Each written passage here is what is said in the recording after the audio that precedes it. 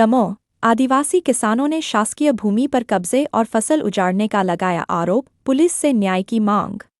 दमोह, मध्य प्रदेश। दमोह जिले की तहसील पटेरा के ग्राम मजकुवा हंसराज में आदिवासी किसानों ने शासकीय भूमि पर कब्जा करने और उनकी फसल नष्ट करने का आरोप लगाते हुए पुलिस से न्याय की गुहार लगाई है। पीड़ित किसानों का कहना है कि वे वर्षों से मजकुवा हंसराज तालाब की शासकीय भूमि पर खेती कर अपने परिवार का पालन पोषण करते आ रहे हैं। किसानों के अनुसार उन्होंने इस वर्ष भी बड़ी मेहनत से तिल की फसल बोई थी। शिकायत में आरोप लगाया गया है कि रश्मि सिंह, पत्नी महेंद्र सिंह, पूर्व जिला पंचायत सदस्य स्वर्गीय चंदन सिंह की बहू तथा उनके साथ आए लगभग 40 लोगों ने आदिवासी किसानों को लगातार डराया धमकाया।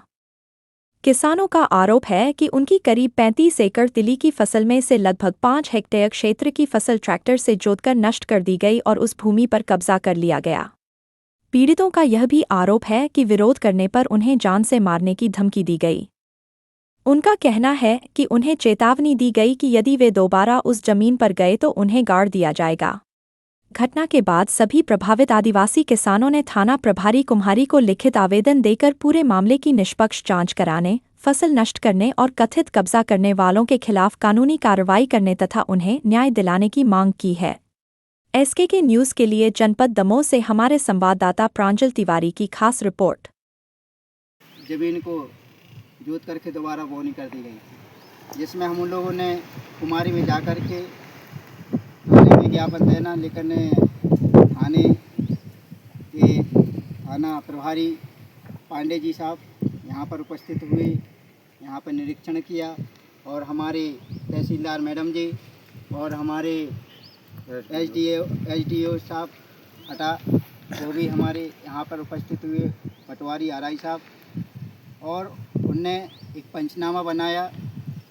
एक क्या है ज्ञापन हमारे जल संसाधन विभाग, एसडीएम साहब, तहसीलदार और राजस्व के लिए।